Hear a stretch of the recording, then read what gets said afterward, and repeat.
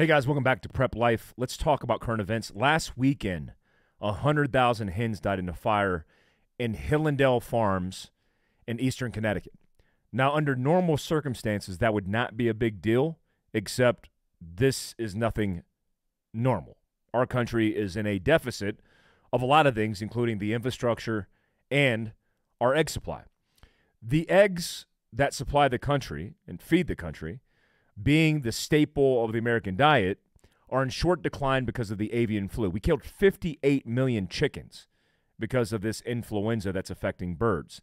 Now, there's a lot of people talking, hey, should we be putting these birds down? Is it a conspiracy? What's going on?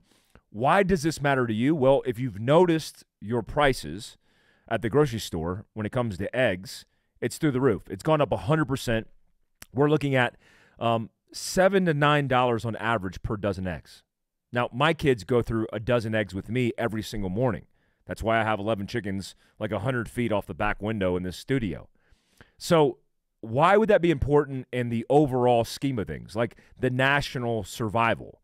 Well, it's because we need to be able to feed ourselves as a country in the worst-case scenario. Let me entertain the worst-case scenario, which I believe is only a few steps away. A world war with Russia. When you look at the imports and exports that we ship internationally throughout the world, whose side do you think Russia is going to be on when it comes to World War III? You think the Chinese are going to side with the Americans or the NATO alliance? They're not. They're going to side with Russia. So we're looking at sending 31 tanks, 50 Bradleys, and 91 Strykers to Ukraine. We drew a line in the sand and said, we're not going to support them in direct combat, but we'll support them with training, with defense missile systems like the Patriot missile system. And then we crossed that line because we said, we'll send you tanks, Bradleys, all the things, all the guns, all the weapons, and we'll train your guys. Now the Ukrainian military is asking for F-16s. So imagine a scenario where right now, as a policy, we're saying, no, we're not going to do this. But imagine we just decide to do it because we didn't decide to do Abrams tanks, but now we've decided to do it. Imagine a scenario where an F-16 that was gifted to the Ukrainians courtesy of the American taxpayer, you, and then they do a bomb run in Russia territory. What do you think Russia is going to do? They're going to push the button and annihilate certain areas of Ukraine with nuclear weapons. So what do you think we're going to do in response to that as a NATO alliance? Well, we're going to go to war. And that's going to be very detrimental to our health, especially the abundance of resources that we have now, the demand that we have as Americans, where we're pretty gluttonous as a society. What do you think is going to happen? So I only say this because the national media isn't covering any of this, and you should be insourcing everything, including homestead, including your own food supply. It's why I'm a big advocate for you to hunt. You need to hunt. If you're not hunting, please hunt. I had a good dinner last night with the guys from Eastman's Elevated, also Eastman's Hunting Journal. Eastman's Elevated is their podcast for all things in the hunting realm. Very good podcast to learn from. Sat next to the CEO of Leopold, Ike Eastman from Eastman's Hunting Journal, as well as Josh Smith on a stage at the Western Hunting Expo in Salt Lake City. It's all ran by the Mule Deer Foundation, and it's all about conservation, keeping conservation in mind if you're in the hunting space, as we are. We educate, we do hunting content and partnerships. I want you to hunt. I want you to get out there and sustain your protein requirements for your family, harvesting the meat on your own. I don't even entertain the debate and argument of people who don't like to hunt versus people who like to hunt. I'm hunting. The 2 elk I have in my freezer, the 3 doe that I took in an Iowa hunt, the ducks that I hunted with Sean Weaver, all that stuff was super beneficial for feeding my family, and I'm not going to stop doing that. So I think it's something that you should look into. Also, I'm proud to be a Utahan. I don't know what the name is, the nomenclature there. I'm proud to call Utah my home, especially in 2023 being the first state that banned gender-affirming therapy or surgery, where we're changing the chemistry of children when it comes to what they want to identify as children. How this is not child abuse bewilders me, but we live in a strange world.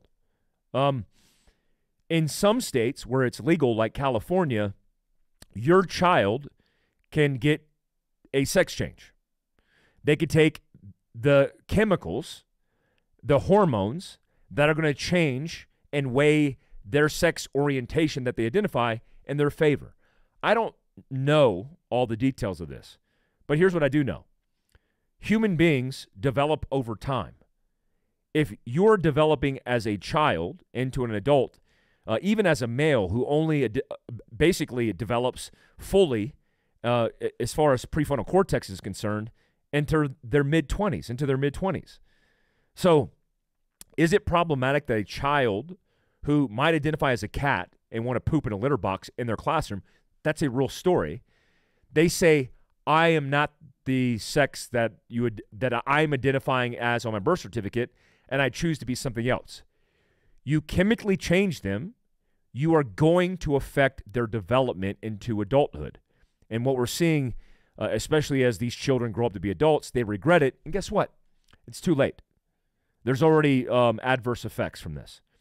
And if you're an adult and you're favoring this or protesting this or advocating for your own child to be in this, I don't know how that's not child abuse. Like, it blows my mind. That would be like us advocating that children, 12-year-olds, can drive cars because we want to stand up and protest that 12-year-olds should be allowed to share the roads with adults. What world are we living? Personally, I don't care what you do. You want to love your spouse and live the American dream. I don't care what sexual orientation you are. That's your business. I think the Constitution, legislation has identified now, especially with the passing of it, that you could do that. But when it comes to children, keep your damn hands off the kids. Leave them alone. It just boggles me, but I'm proud to be from Utah because that's changed some things.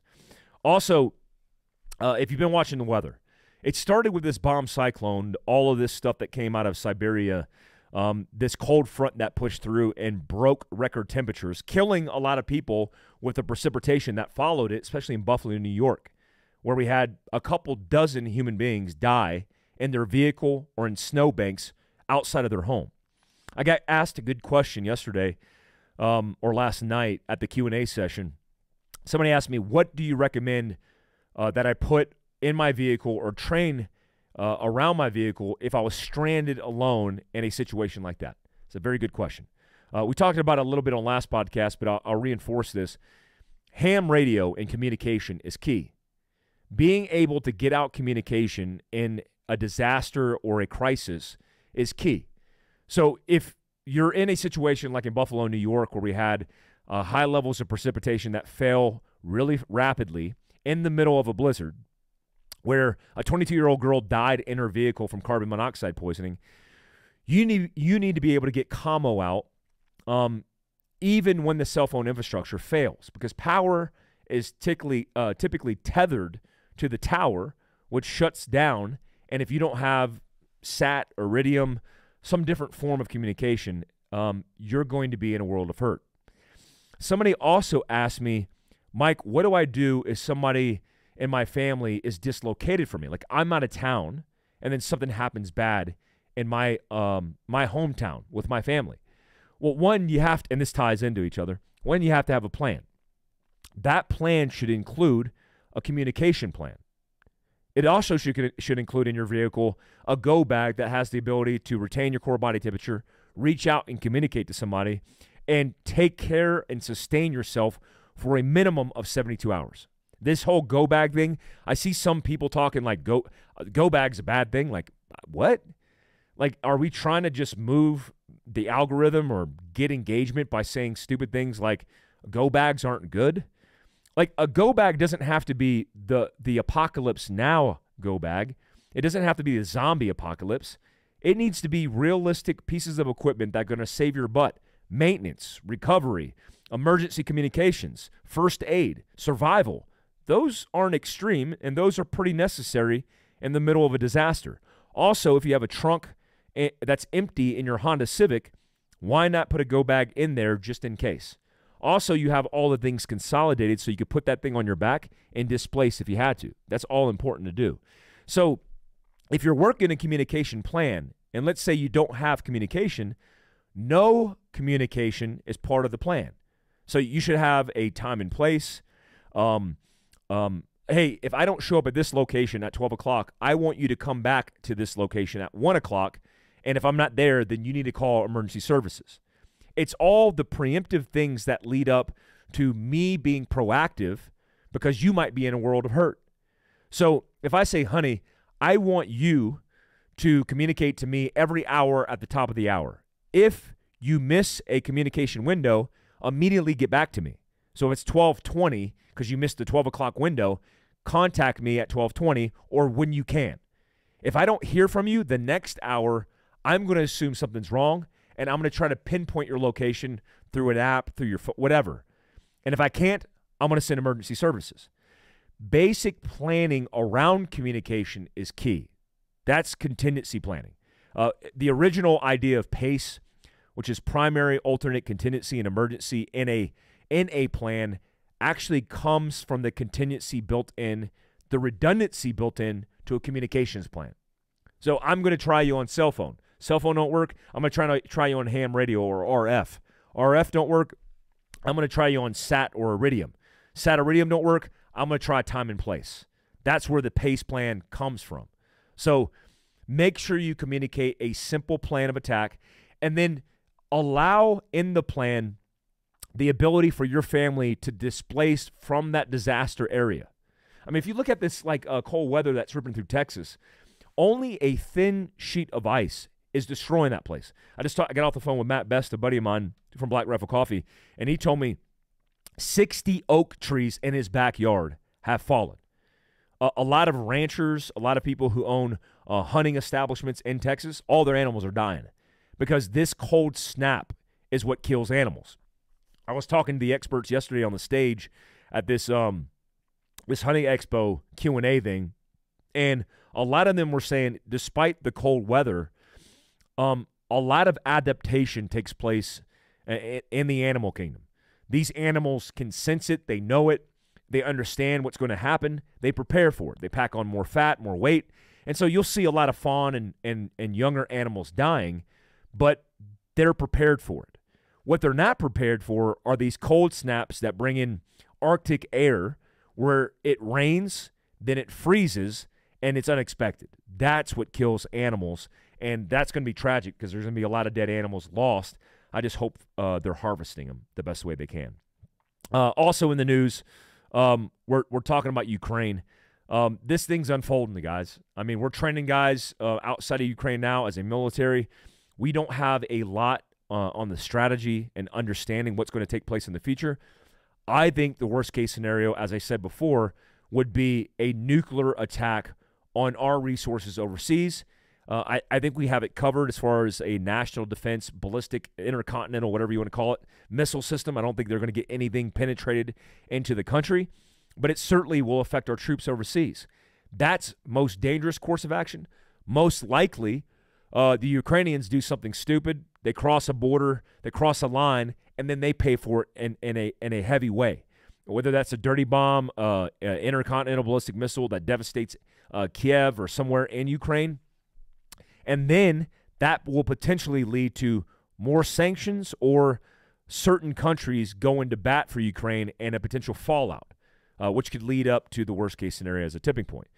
If you don't have your crap together right now, if you're not looking at food rations, water rations, independence from the infrastructure, that is the supply chain in this country, you are going to be behind the curve, especially when it comes to fuel.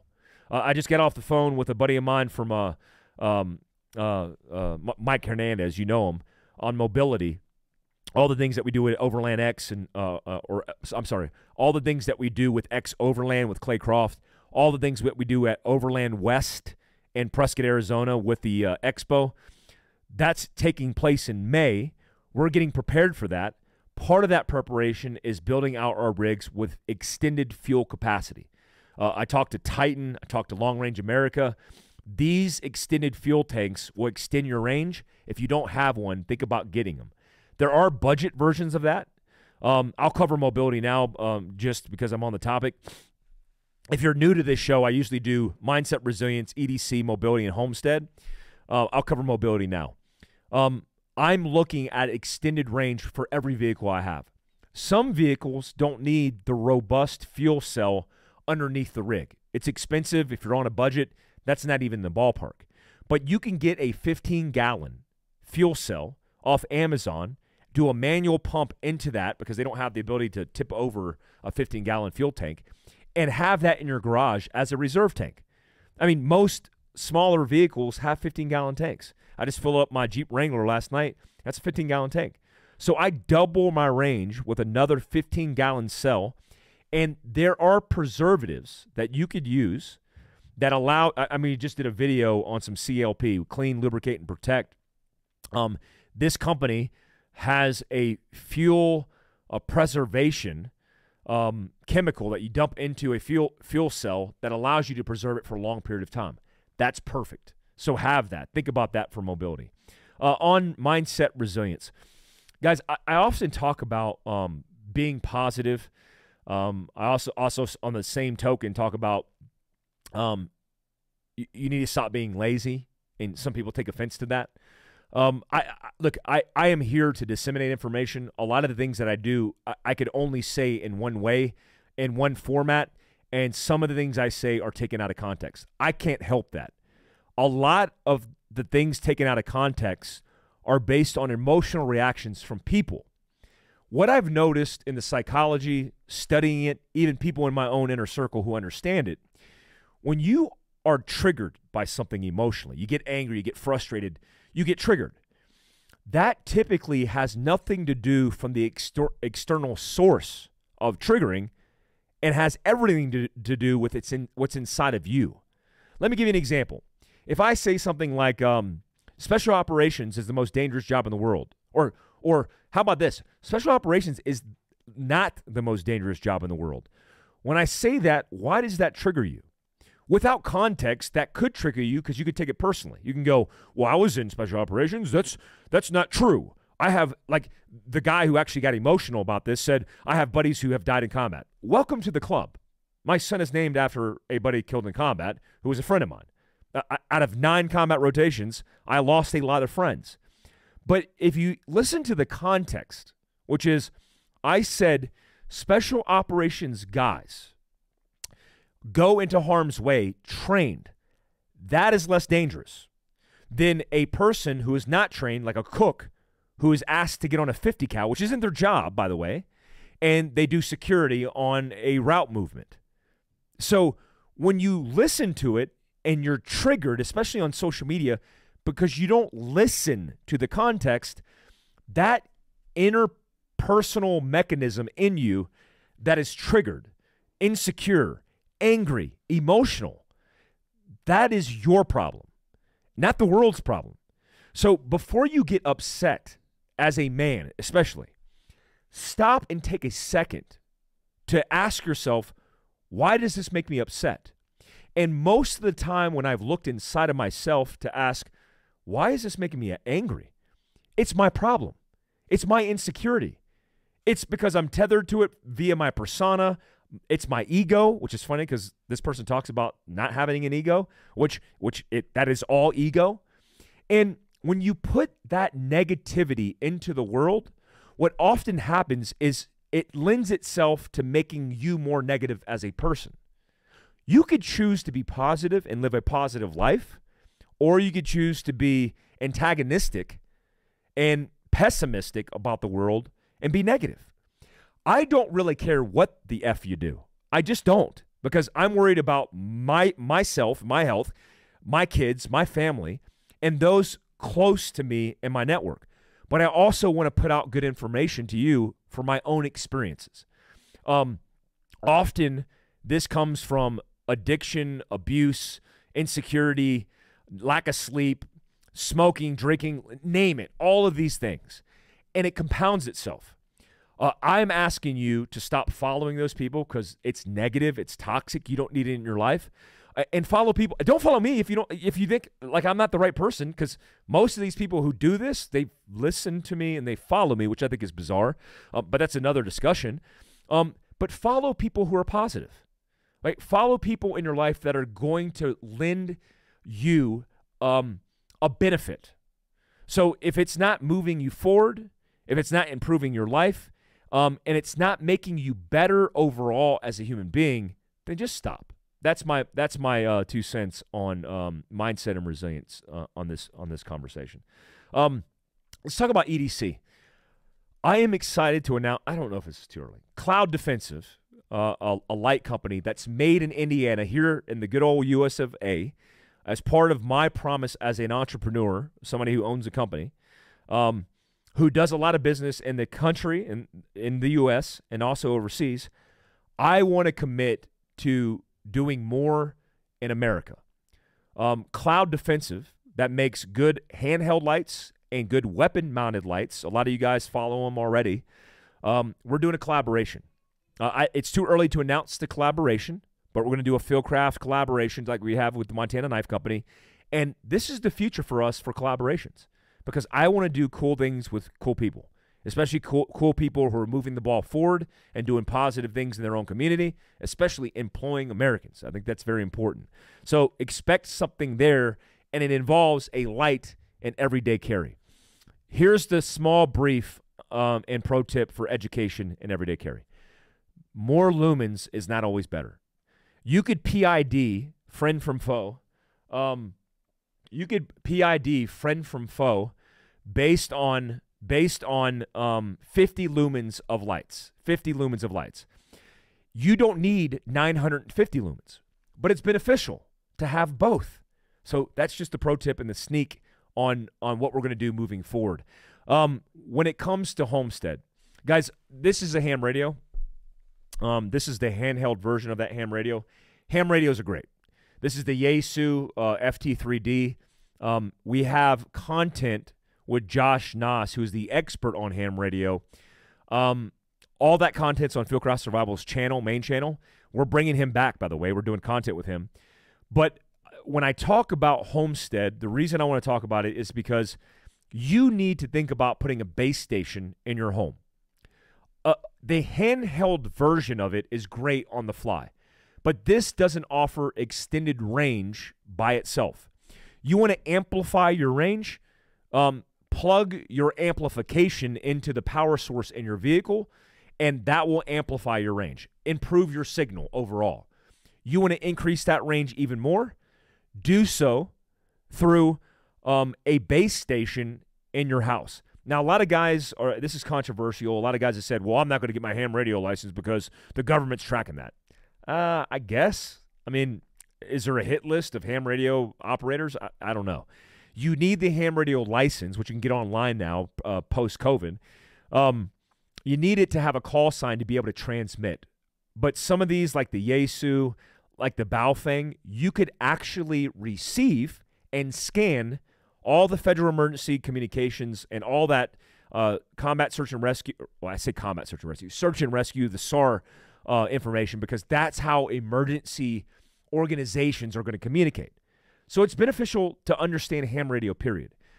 Selfish plug for the community group, American Contingency, because we have the ham radio network, which is one of the best things that American Contingency is bringing as an asset, because this ham radio network allows us to intercommunicate in time of disasters, and that's super important. That's super important. Moving on to the book. Every episode, I talk about a book. Last book I talked about was mine, which is called Prepared.